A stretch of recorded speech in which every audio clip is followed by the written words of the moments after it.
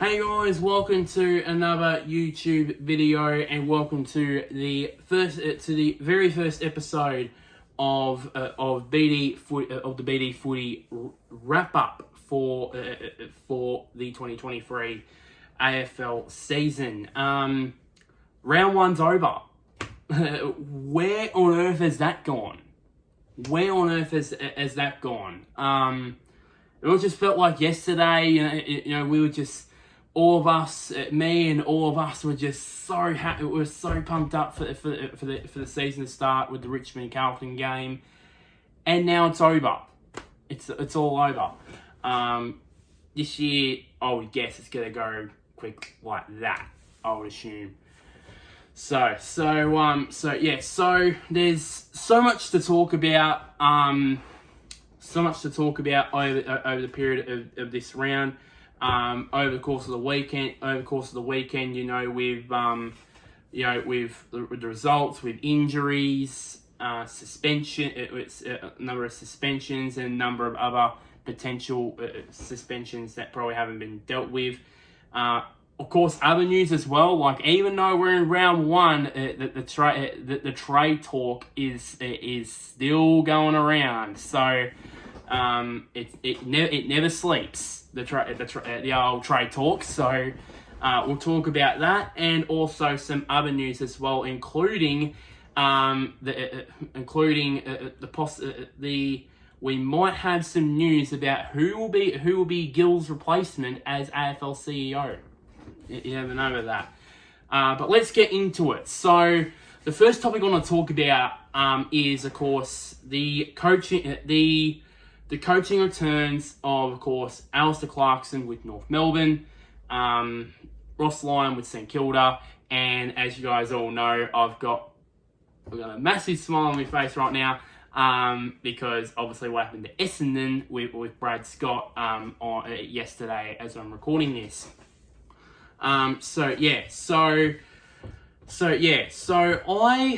So first of all, to North Melbourne and Clarkson first. I've got to be honest with you guys. When it was announced that Clarko was going to go to North Melbourne as coach, there was two sides to this in my head. The one side was, yeah, it's going to be. It's going to be a great success for the club, for being for their relevancy, and the fact that maybe a few years down the track, maybe it will be like Hawthorn and that sort of stuff, which hopefully it won't, but you never know. And the other side of things was, could this be like the Malcolm Blight to St Kilda kind of shit show? Because you guys didn't know, back in 2001, when St Kilda won the wooden spoon in 2000, they appointed Malcolm Blight, and he promised the club they can go on the ride of a lifetime. 15 weeks later, he was gone, and yeah, so with 3 wins and being down the bottom end of the ladder, that was the other bit of my concern. That was my concern, and it was pretty much vindicated when, of course, in their practice game performance against the Bulldogs. But I still thought that I never, in my ladder predictions, I never put North Melbourne. Never considered North Melbourne to be the main team that would win the wooden spoon this year. It was either I would have gone with. Firstly, I went with Hawthorn. Then I switched it around after the practice game to West Coast. Probably after this round, after this week, probably I should have kept it with Hawthorn. Not that, and that is not my Essendon bias talking. But this week, it was a success. I know it was round one, I know that, but it was a big success. It was a massive success. I mean, Also, credit goes to West Coast because when Archie got out to, I think it was 33 points, I believe it was at one stage in the early parts of the third quarter. It did not look good, and I was considering maybe there's the possibility maybe that we could be seeing the first Kangaroos 10-goal win in a long time to start the season. That would be rare in itself. But credit to West Coast, their stars like Liam Ryan, Shuey, Gaff, and all these guys, Oscar Allen also, got their way back into the game. And I think they got within 3 points. I think got within 3 points or something like that, or 3 or 4 points in the latter stages of the game. And the usual, if it was last year for North, they would have succumbed to the pressure of them being in front by this particular margin, by a close margin with this this amount of time remaining in the game. But I don't know if it probably was just the Clarko factor, but they were cool and calm under pressure, and weathered a lot of West Coast attacks. Inside 50, of course. Also, Taylor had kicked the goal, kicked the point that pretty much almost sealed the game, pretty much. And they ended up winning the game by 5 points. I think it was by 5 points, which is a great win. Yeah, I know it's round one, but it's a positive step in the right direction for North Melbourne. And the real question out of that game is, did I think that did I get something out of the game in terms of North Melbourne potentially maybe being something more, and West Coast maybe for the season? Probably not, but as I said, it was a step in the right direction really for North Melbourne, and the recent record for West Coast under Adam Simpson in recent years has not been the best kind of thing. I think they had only I think recently they've only had 4 wins in 30 games in the last 30 games, which is stifling really, but and pretty grim really, but yeah,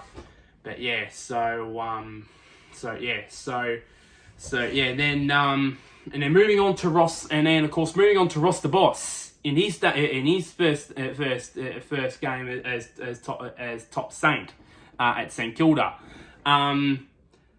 Credit goes to him when the game was needed to be won. They grabbed it with both hands. It was just all square there for a while.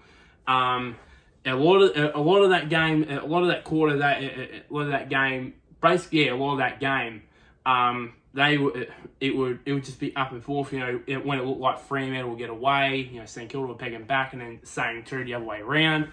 And then, as I said, when the game was needed to be won, St Kilda did. And as I said, I've said this, I think, so many times during the preseason that I always thought St Kilda would finish higher than what everyone else said. Everyone else says they would. Everyone said St Kilda for the spoon, or St Kilda to finish bottom 4, St Kilda to finish bottom 6. I just didn't believe it. I just thought, did I think they would be a finals? Think there would be a finals contender? Yes. Did I think they would finish in the top 8? No, but I thought they would be a contender for the top 8. Yeah. So to cut it, and they just. And it was a pretty gutsy performance from a team that didn't have any that not had any of their main key forwards in that game. I mean, they didn't have Tim Membry, they didn't have Max King, which they won't be for the first part of the season. And also no Jack Billings as well. was probably something that would have been a worry for them. But we didn't bank on them. Of course, didn't bank on Gresham and Steele having good games, and also Brad Hill as well. So yeah, and it was a pretty good win. Really good win for Ross the Boss, and hopefully this second stint now as coach, hopefully he's a little bit more, happy-go-lucky, and he of course, as we all know, his original first stint as coach, obviously with his first stint at St Kilda, and then when he went to Fremantle, we all know how that initial ended, how the Fremantle stint ended. We all know that. Now that with him being had a couple of years in the media, I think it was 3 years in the media.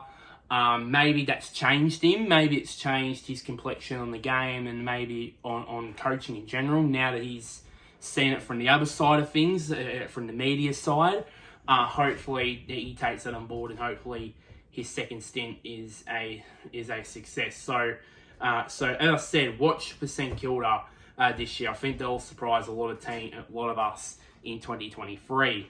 Now, you could tell I've got a bit of a smile on my face right now. Because the events of Sunday afternoon. Now, I've got to admit something here. After Essendon's 2022 season where everything went to shit, everything pretty much went to shit, not only on field but off field too. And then after the practice match against St Kilda, where it was one of the worst performing, I should say, practice matches in Essendon's probably ever had, because for them to have the exact same scoring shots as St Kilda and to lose by 4 goals, that is not good. For me, that is, I know that's probably has something to do with the wind factor at Moorabbin, but you can't really have the exact same amount of scoring shots and to lose by 4 goals. That is not good. But the one thing I have noticed is probably this is something to do with me maybe not listening to a lot of things on radio and that. There's something to do with that. But I haven't heard anything from Brad Scott, from the new captain Zach Merritt, to any other player saying, "Oh, we're gonna do this. We're gonna do that. We're gonna do that. We're gonna do this to our game plan. We're gonna tackle better. Yeah, we're gonna defend better. Yada yada yada." And because that was what we did last season. That's what we did last season, was that, and we did not deliver. And by halfway through last season, I was absolutely sick of it. I was absolutely sick of it, and it led me to the point where pretty much during the off season, I was like, whatever comes out of that, whatever is said comes out of anybody's mouth from inside that football club, I will not believe until round 1. That was my fact. That was what I said to myself. Whatever that is said from Evans inside those 4 walls of that football club, I'm not believing until round 1. In my opinion. And I went into the opening game. I watched all this game, mind you, against Hawthorn, and I thought, this is. I didn't know what to expect really, because I didn't know what was going to come out. Where it was going to be a new Essendon under Brad Scott, or is there going to be like remnants of last season and the practice match going to come out? And credit to Brad Scott. He had I don't know what he's done, but he has sorted those boys out in a big way. To go from 15th place on the ladder with 7 wins and one of the worst Essendon practice game performances I've ever seen, to winning by 10 goals. And also, by the way, it's not a joke. We are on top of the ladder after round 1. I'm just enjoying it for what it's worth, because I don't think it's going to last that long, in my opinion. So you guys just might as well just let me enjoy it, because obviously obviously knowing Essendon, it's probably going to be our only time going to be on top pretty much for the whole entire season. So I know it's round 1, but I'm going to enjoy it. And it just felt like everybody was refreshed. I mean Parish was back to his best. Merritt was back to his best. Wiedemann and Setterfield proved to be fantastic inclusions. Setterfield was one of the best on ground for Essendon as well. Wiedemann had that purple patch when he kicked a couple of goals in that second quarter, and then obviously we get to of course, Allen Jr. He had his moments. The best on ground for me was Archie Perkins. I watched this game with me pop, and I instantly said to him, he is tearing this game to shreds. And that's why I'm at his best. At Archie Perkins, at his best, Archie can just absolutely tear a game to shreds, and that's what he did. That was him at his best. And then obviously, of course, the best news, obviously, of course, was the inclusion, obviously, for Anthony McDonald-Tupinbudi as sub. I mean, it was just.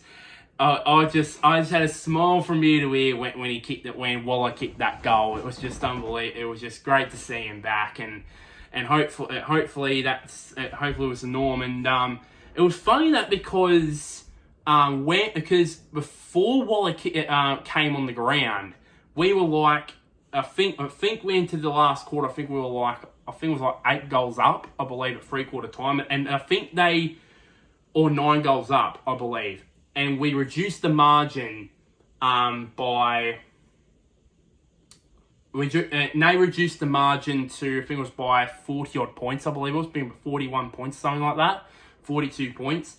And then Waller came on the ground, and then suddenly the boys just played even better. Like, they just... It's sort of like... It was like, you know what, boys? Waller's just come onto the ground. Let's play better. So yeah, and everybody on the ground had a big contribution. I mean, first I have to address something. I'm still in disbelief that Jordan Ridley kicked a goal. I'm still in disbelief over that. But yeah, it was just unbelievable, really. And the one thing that stood out to me, a couple of things that stood out to me, really.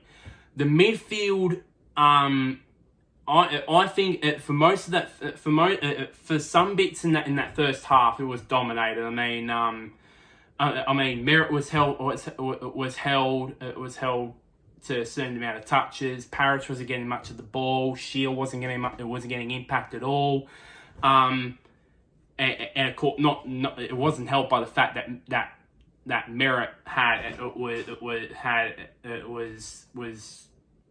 was basically against the tag, so through McGuinness, so it wasn't helped at all. And I liked the way he did. I liked the way that he tried to, confuse, like getting on another opponent during that time when he was tagged, which for some reason at half time they just released it, and I believe I remember in that early exchanges of that third quarter, I think he had like 3 touches in like a minute. So I just knew that he was going to have a big quarter. And the third quarter, mind you, it was great. I mean, just goal after goal, really. And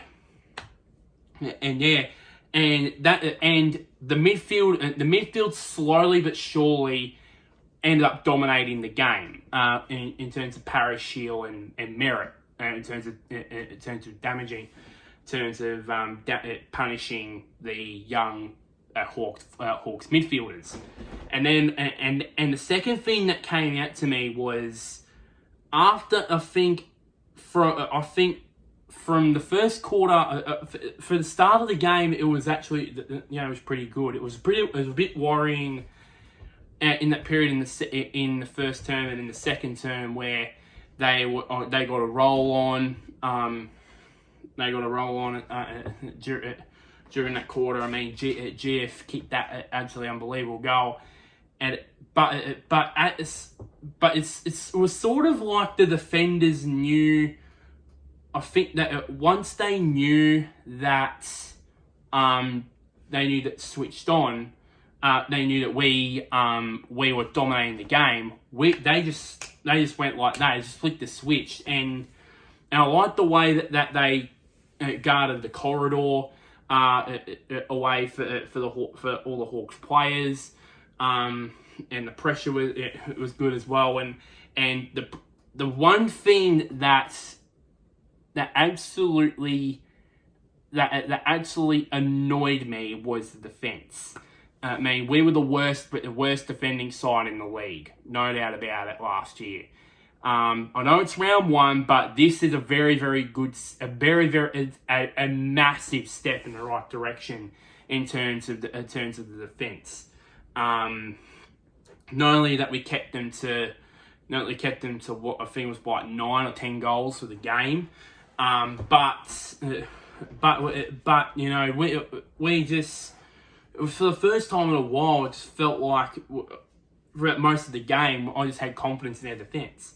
Well, I haven't experienced that in probably since 2021. Probably was the last time. But yeah, so it was just absolutely unbelievable, really, the way that everybody the way that the Essendon boys went about it, and then obviously, of course, we're on top of the ladder. So I think a good step in the right direction, a great start to the Brad Scott era at Essendon, and I like the way he did his press conference too. I watched his press conference as well. He explained about Merritt and Parrish and Shield going about things, and he said, he's experienced. He's been with professional players, and he's like professionally. Players going about things professionally in his time, but of course, he mentioned no spree and said that he's one of those, and he's also explained that he was so happy to see Waller back and kicking goals. So I won't be surprised if Waller is the sub again next week against the Suns. I won't be surprised by that. Because obviously we just come off of beating Hawthorn by 10 goals. So it was much unbelievable for them in the end. So we're already 20 minutes into this video, so I might maybe speed things up a bit here. So the coaching debut of GWS coach Adam Kingsley. Yeah, so, and that I believe has to be one of the gutsiest wins that GWS has ever had. Not only because it's Adam Kingsley's first game, but listen to this: the game was played in 35 to 36 degree heat in Sydney. It was that hot in Sydney that some NRL games had to add some extra breaks in because of how hot it was, and the fact and they also came from 31 points down at some stage in the second quarter, and they kicked 11 goals to 4 after half time to end up winning the game by, I think it was by 16 points. And it was a great result for Adam Kingsley. Adam Kingsley, because I rated GWS in the same boat as St Kilda, where I think I expected them to finish high. They were another team that everyone tipped them to win the Spoon, because of the young list they have, and of course Adam Kingsley, you know. But credit to them, they proved that practice game, that win in the practice game against the Gold Coast Suns was no fluke. And it was a great performance, and it was a great performance by the captain, Toby Green. His first game as GWS captain in his own right, kicking, I think it was 4 goals, I believe, 8 scoring shot. He had 8 scoring shots himself. He had a massive day out there. So yeah, but that was not the only controversy to come out of that game. I'll explain that later. Alarm. I think.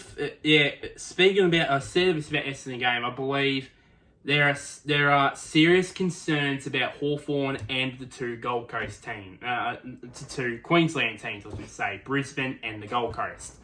I would say Brisbane, but I'll do Hawthorn first. They're a bit more, forgiving in a way, because they're starting again. I didn't have them, any higher than, of course, 15 for higher than bottom 4, to be honest, because of course they're entering in a rebuild. Of course, they just let go of Tom Mitchell and Jagger O'Meara.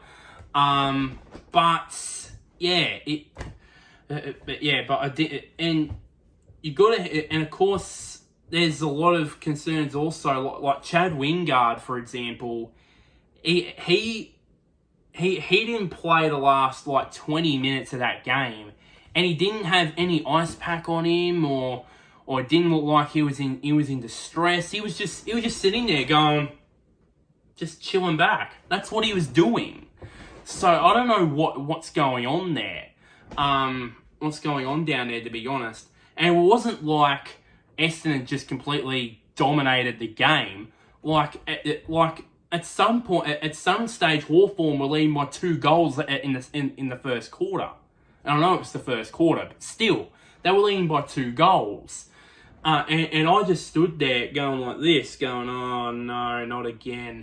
But then, of course, Essendon went their way back into the game, and then after half time, they just went bang, bang, bang. After half time. There's some alarm bells, I think, ringing for me. And of course, and it just comes to a point where I don't know. I would understand why they would let Tom Mitchell go, because they'll understand why they'll let Tom Mitchell go. Of course, just to get him off maybe the salary cap thing, maybe, possibly, maybe get some draft picks in, maybe yada yada yada. But I don't know why they would get rid of O'Meara. I don't know why, because I know he hasn't had that much experience, but they need some experience in that midfield, and most of them their midfield on yesterday was basically 22, 23, 22, 21, 20-year-olds. That was all. That was all they had. And yes, that would work well in the long term. I'm not worried about Hawthorn in the long term. I think those midfielders that are in their lower 20s, even in 19, in their very late teens, they'll do wonders for Hawthorn in the future, in a couple of years down the line. But right now, that is not going to be because after half-time, Merritt, Parrish and Shield absolutely cooked, roasted, and roasted the whole Hawks midfield out of the water. Even Will Setterfield blew him out of the water, and he was playing his first game for the club. So alarm bells, I believe, are ringing there, mostly there for Hawthorn. The Gold Coast, I'm going to say I was a bit disappointed, to be honest. I know that's me maybe being harsh, maybe it's because it's round 1, but yeah, it wasn't a good look. Where in a season where everyone, even me, had tipped them to be in the finals, and I said no excuses, and they got the most underrated list in the one of the most underrated lists in the league, and to serve that up in their first game against the grand final, the losing team in the grand final last year, that is not the best way to go around. Yeah, and not without of course, Wits and Rao and that, and also Miller as well, as usual, to try to get him back in the game, but really it was really too late in that. So I believe that. I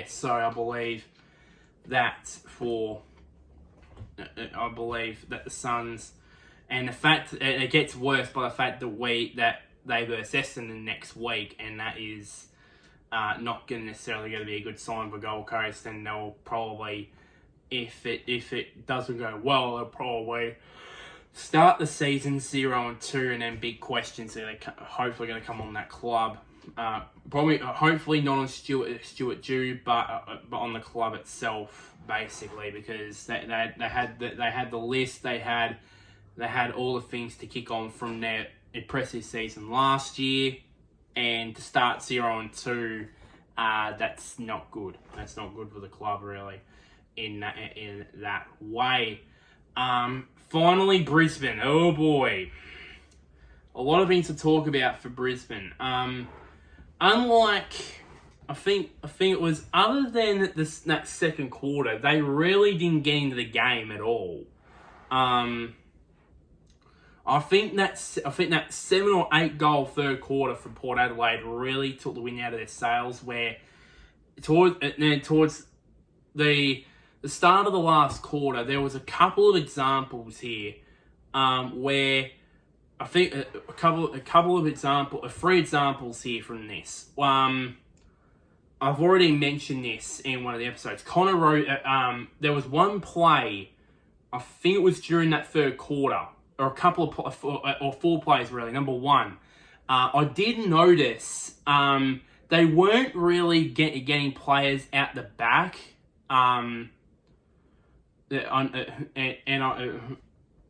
there was, and Auburn were in the contest, and all this came around the back. There was no man around the back. I said to myself, what are they doing with having no players at the back? So I just basically, and in that third quarter, I remember this one play when it ended in Junior Rioli's third goal. And that, I said to myself, that's just pure small forward craft, where he just let his opponent, drift into the contest. He just stays out of it, and then once he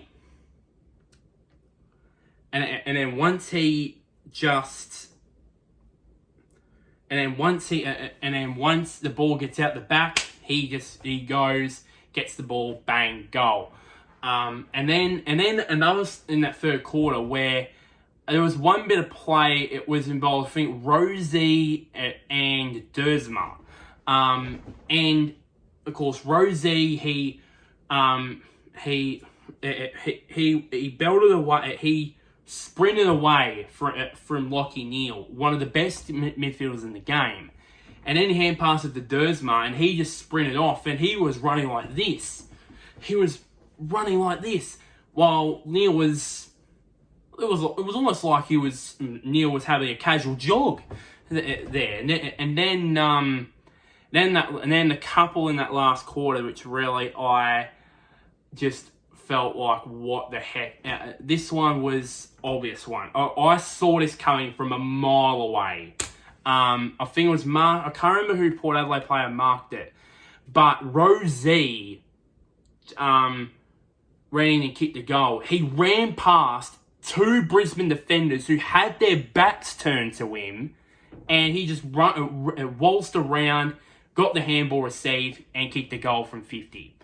And then the last one, which it still can't believe this was the case, was McInerney, which ended in, I think it was Marshall getting his fourth.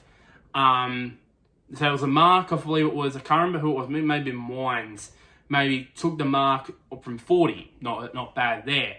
I saw on the replay, McInerney, he was pointing like this, he was like, somebody get on him, somebody get on him.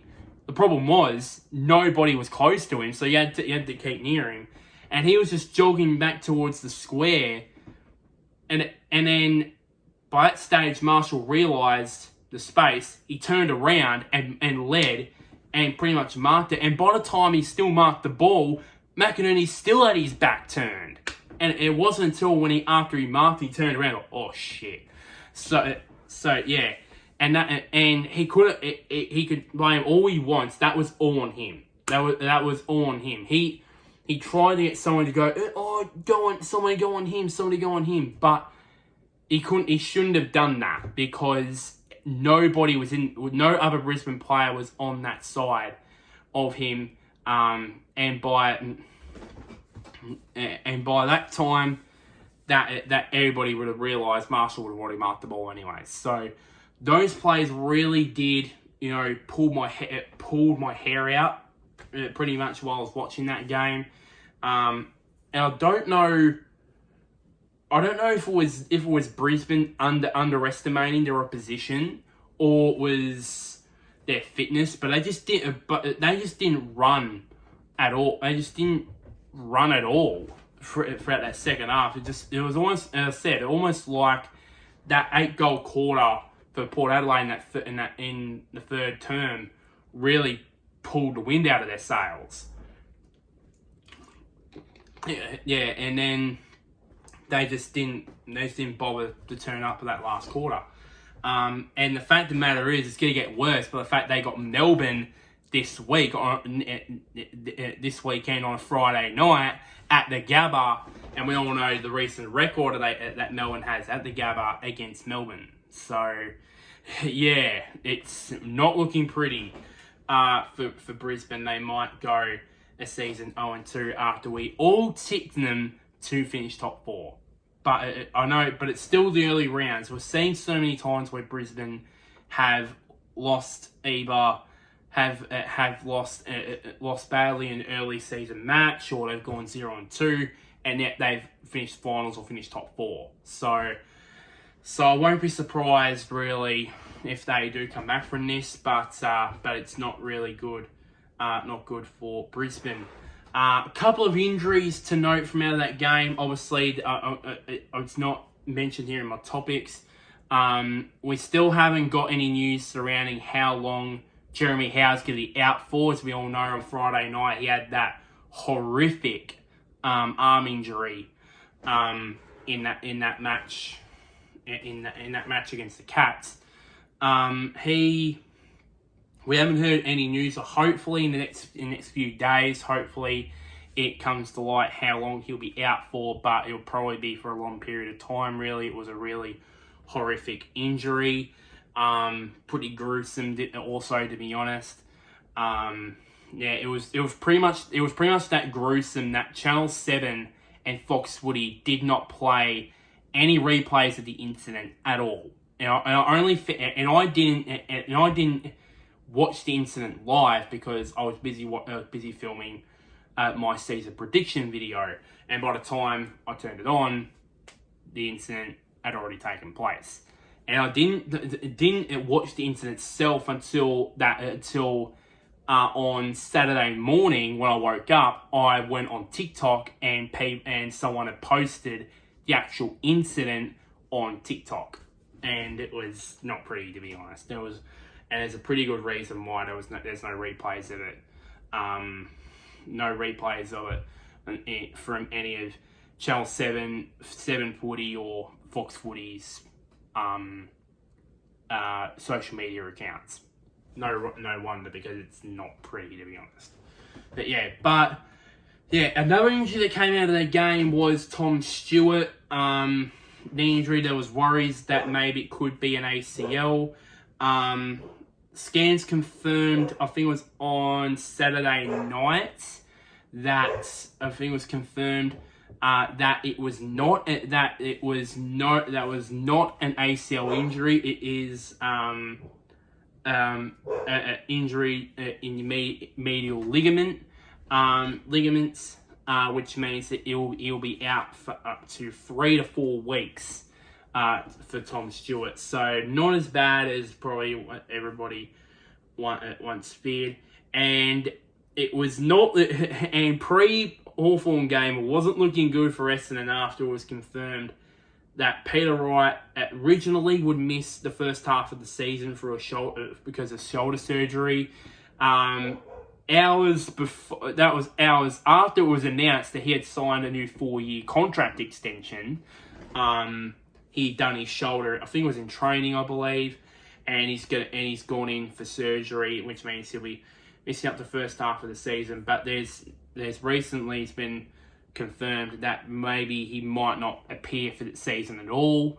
I like the way Brad Scott after the game, it was questioned to him after the game. He said it was a big shame, but the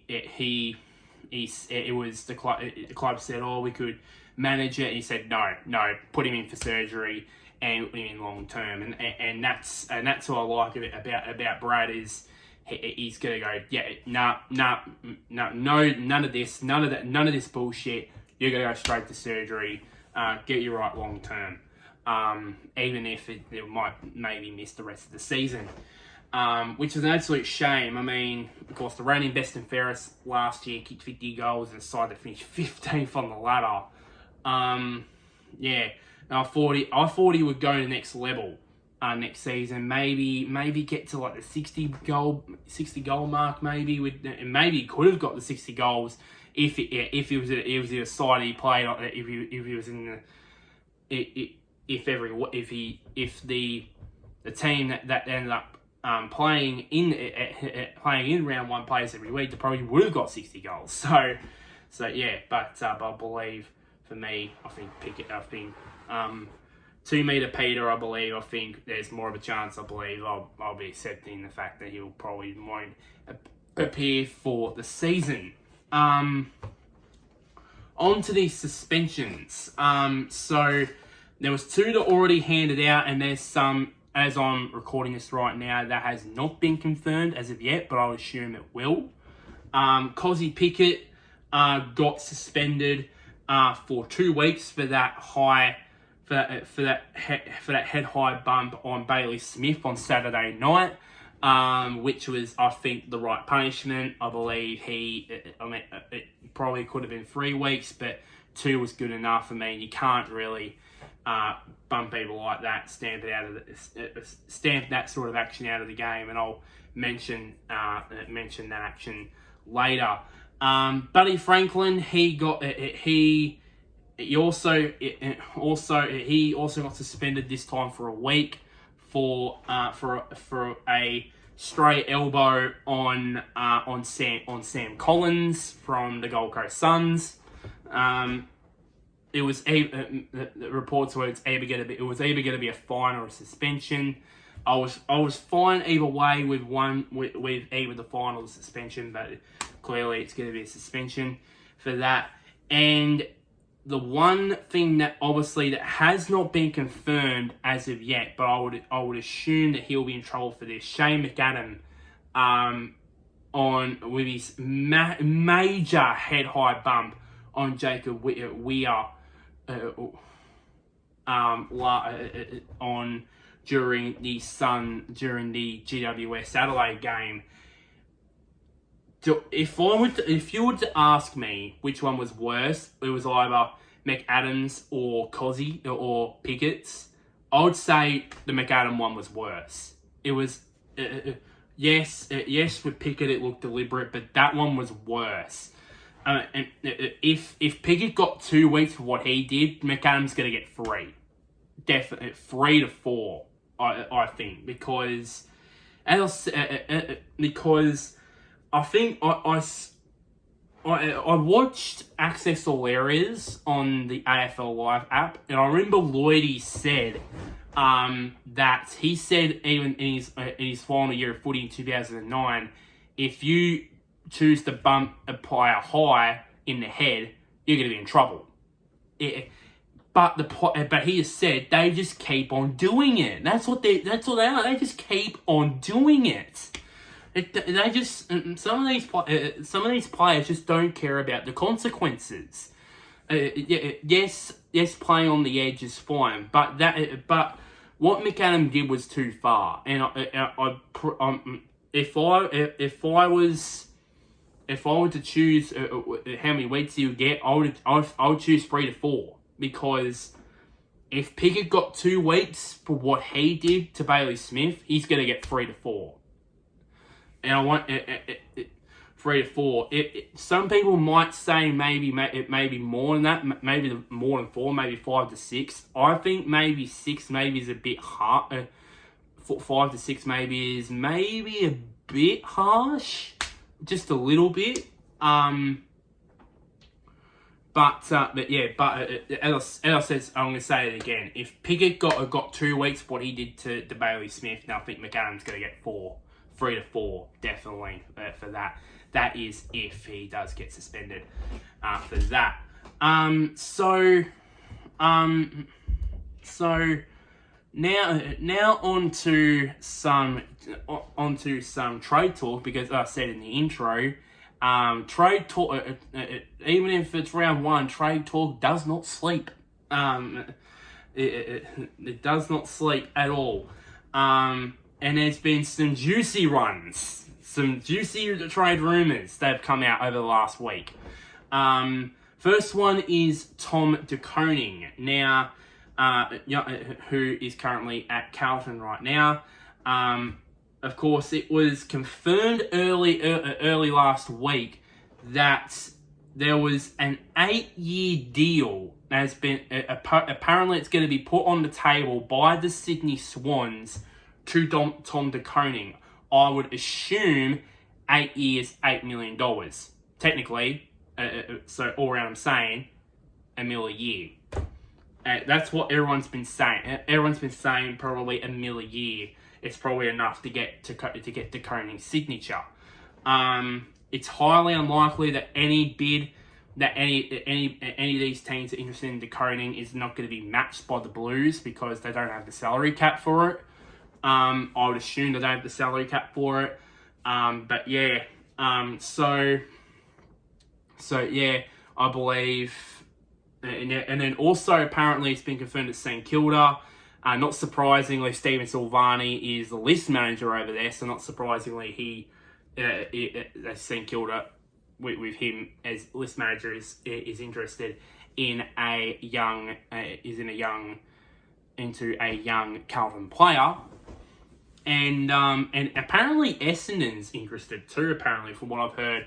And I read this off of Zero Hanger, which is my number one source of trade rumours and that. I believe, but I don't see it. In my opinion, because where would we put him? Because in the forward line we got Wright and Wiedemann. And then in the back line, he doesn't play back line, and then he played in the ruck on Thursday night, and we've got Draper. So where would we put him? That would be the thing. So I believe it'll be more St Kilda and Sydney. I think he'll either go to St Kilda, or go to Sydney, or the third option maybe stay at the Blues. Quite possibly there as well. Another guy who's going to be arguing a lot of interest is, of course, I said about Cosy Pickett being suspended. Now his price tag after the match on Saturday night, I should say, is gonna be keeping a lot of clubs talking, especially to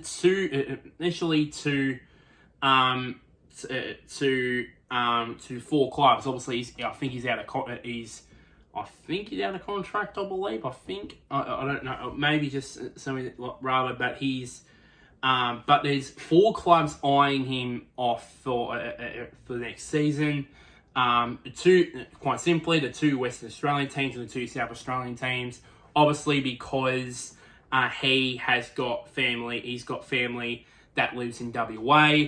He's got family based also in WA, in South Australia, I should say. So all 4 of those clubs are keen to bring him home. This could be like a similar situation to the Luke Jackson situation, when ultimately he ended up going to Fremantle. He ended up performing not too bad in his first game as a Docker. But that might be the similar sort of way, where he either goes to a Western Australian club or a South Australian club, or possibly he stays with Melbourne and tries to maybe win another couple of premierships. You never know with that. So it's a bit interesting really to see who see if Pickett does stay at the D's or he goes elsewhere. There's been research, and there's been a lot of interest through the main big free agents, I should say, in the AFL right now. Apparently, there's been offers. Apparently, the club's interested in Tom Doedee and Darcy Parish. Hopefully, Darcy stays at the club. Hopefully, maybe.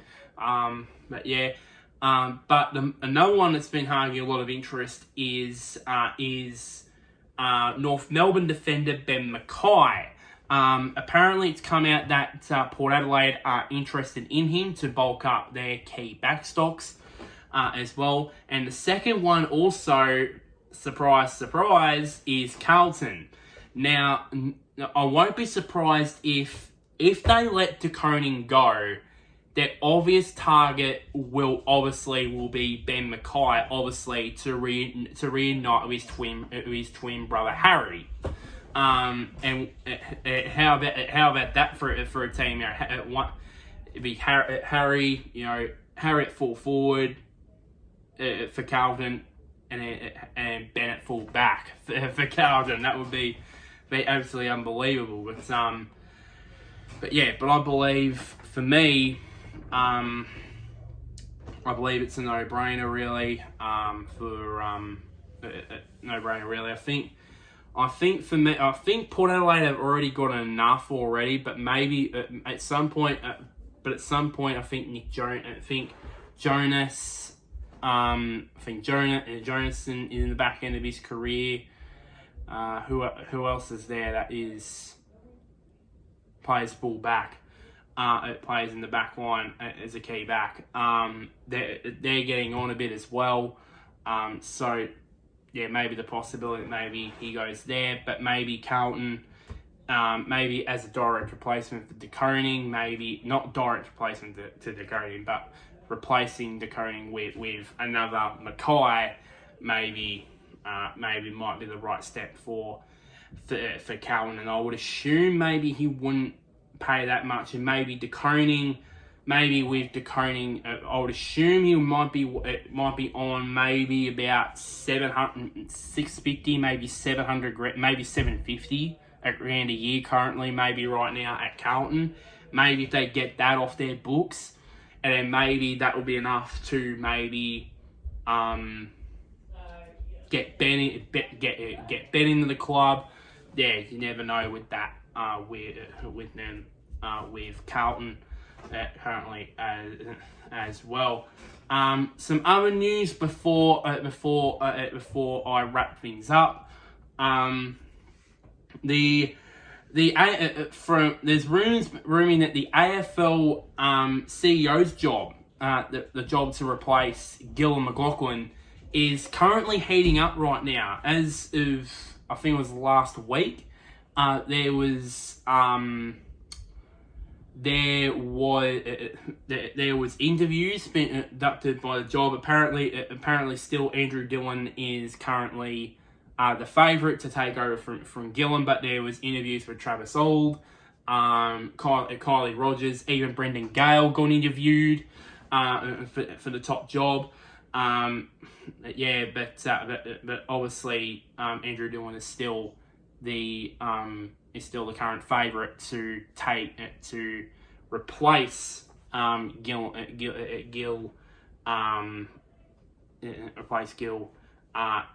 Hopefully in the job as CEO of the AFL.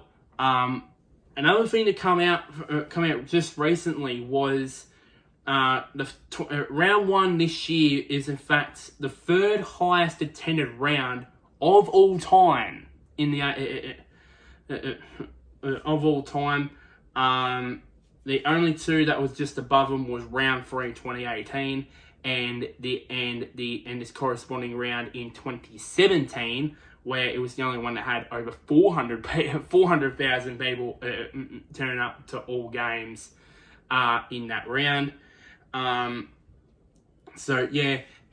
Gillen had this to say. Now, I'll bring in my laptop here so I can actually read this. He said this. The excitement was palpable during the week, and round one has delivered its spades.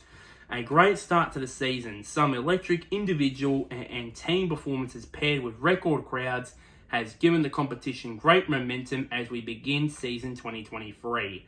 To all the supporters across the country who attended a match or watched the broadcast, we say thank you and look forward to seeing you at the footy during the season.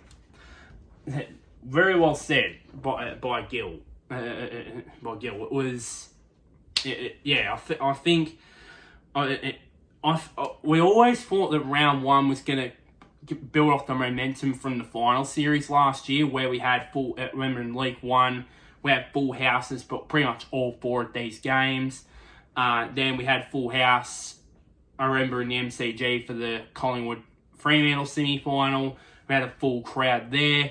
I would assume it was a full house at the SCG for the preliminary final, and then of course we all know there was a literally full house for the grand final. For the grand final, so it was obvious that they would basically the momentum from that final series would be carrying on into the first round this year. And it really proved in spades. I mean, there was 88,000 on Thursday night. There was like 86,000 on Friday night. It didn't sort of didn't sort of turn out that way for the following matches, but hopefully the attendance just gets bigger, and if matches like the Richmond Carlton game got 86,000, just imagine what it would be like on Anzac Day. It'll be like 90,000 people there. So that would be like massive for the AFL in that case. So that is pretty much it really for this first episode of the BD Footy Wrap-Up. Wrapping up round one. As I said, it went that quickly, but you never know with that pretty much. So like this video, shares to anybody who is a fellow Essendon fan or a North Melbourne fan or a St Kilda fan. Comment down below what were your thoughts on round one's action. Did your team did better than what you expected. I'd love to hear your opinions. And one last thing, somewhere down there, click on the big red button which is labeled subscribe. But until next time, guys, I'll see you guys later, and wherever you may be, may the sun or the moon shine on your team for the rest of 2023.